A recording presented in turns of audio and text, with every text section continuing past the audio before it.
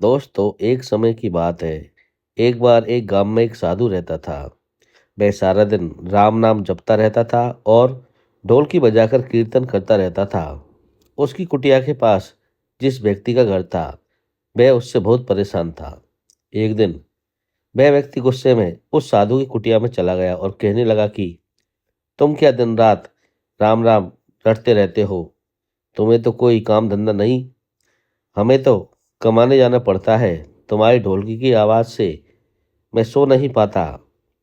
साधु कहने लगा, तुम भी मेरे साथ राम राम जप करके देखो, तब तुम्हें पता चलेगा कि कितना आनंद आता है।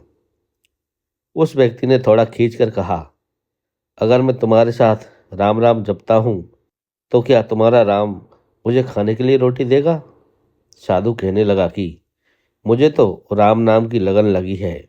मुझे तो राम जी की कृपा से हर रोज भोजन मिल ही जाता है। तुम भी राम राम जप के देख लो।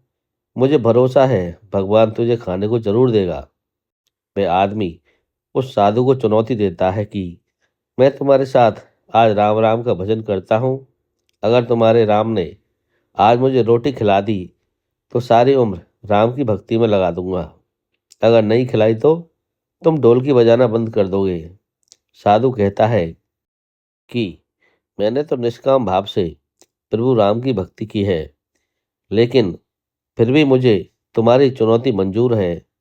वह व्यक्ति साधु के साथ बैठकर राम राम का जाप करता है और मन में निश्चय करता है कि चाहे कुछ भी हो जाए, मैं आज भोजन नहीं करूंगा। देखता हूँ इसका राम मुझे कैसे भोजन कराता है। राम राम का भजन करने के बाद वह सोचता है कि अगर अब मैं घर जाता हूँ तो मेरी माँ और बीवी मुझे खाने को कहेंगे और मुझे रोटी खानी पड़ सकती है। लेकिन मुझे साधु को चुनौती में हराना है, इसलिए मैं घर जाने की बजाय गांव के पास के जंगल में चला जाता है। जंगल में एक पेड़ पर चढ़कर बैठ जाता है। वह सोचता है कि मैं सारा दिन इस पेड़ से उतरूंगा ही नहीं, अन्न का दाना भी नहीं खाऊंगा। इस तरह मैं साधु को हरा दूंगा और उसका ढोल की बजाना बंद हो जाएगा। कुछ देर बाद उस जंगल से एक बंजारों की टोली गुजरती है। उन्हें भूख लगी होती है तो बंजारों का सरदार कहता है कि आग जलाकर यहीं पर खाना बना लो। अब खाना खाकर ही आगे बढ़ेंगे। खाना बनाकर तैयार हो जाता है। बंजारा खाने खाने ही वाले होते हैं कि इतनी देर में बंजारों को सूचना मिलती है कि पीछे से डाकू आ रहे हैं। तो बंजारों का सरदार कहता है कि हमें यहाँ से चले जाना चाहिए। डाकू हमारा सब कुछ लूट सकते हैं। वे बंजारे खाना वहीं पर छोड़कर चले जाते हैं। वह आदमी पेड़ पर चढ़ा सब कुछ देख रहा था। कुछ समय बाद डाकू वहां पहुंचते हैं। भोजन को देखकर डाकू कहते हैं कि खुशबू तो बहुत अच्छी आ रही है, लेकिन यह भोजन किसने यहाँ बनाया? बनाने के बाद खाया क्यों नहीं? कहीं किसी की चाल तो नहीं है हमें फंसाने की? हो सकता है इस भोजन में जहर हो। उसी समय डाकू के सरदार की नजर उस व्यक्ति पर पड़ी।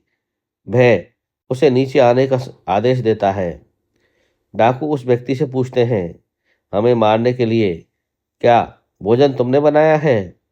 वह बेचारा मिन्नतें करता रहता है कि मैंने यह भोजन नहीं बनाया, इसमें जहर नहीं है, यह भोजन बंजारों ने बनाया है। आपके आने की खबर सुनकर वे यहाँ से भाग गए, लेकिन डाकुओं के आगे उसकी एक नहीं चली। डाकू उसे कहते हैं कि अब तुझे यह भोजन खाकर दिखाना पड़ेगा, क्योंकि हमें लगता है कि तुमने ही यह भोजन बनाया है और इसमें जहर मिलाया। अब तुम ही सबसे पहले यह भोजन खाओगे। वह जिद पर अड़ा रहता है, मैं यह भोजन नहीं खाऊंगा, किसी कीमत पर नहीं खाऊंगा। डाकुओं का शक और गहरा हो जाता है। वे बंदूक की नोक पर उसके सिर पर रखकर कहते हैं कि तुझे यह भोजन खाना पड़ेगा, नहीं तो गोली खानी पड़ेगी। वह व्यक्ति मरने के डर से भोजन करने लगता है और साधु को याद करते करते उसकी आंखों से आंसू बह रहे थे। उसने कहा था कि मेरा निश्चय है कि राम नाम जप लेगा तो राम तुझे भोजन जरूर देंगे। उसके भोजन करने के बाद डाकुओं ने उसे छोड़ दिया।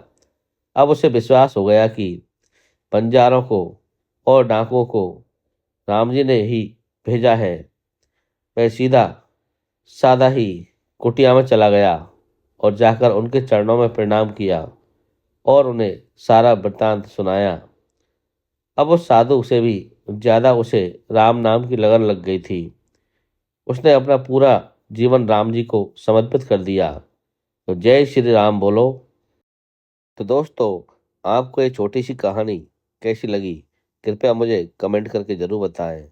और अगर आपको ये वीडियो पसंद आई हो तो लाइक करें, शेयर करें। चैनल पर पहली बार आए हो तो सब्सक्राइब करें। आपका बहुत बहुत धन्यवाद।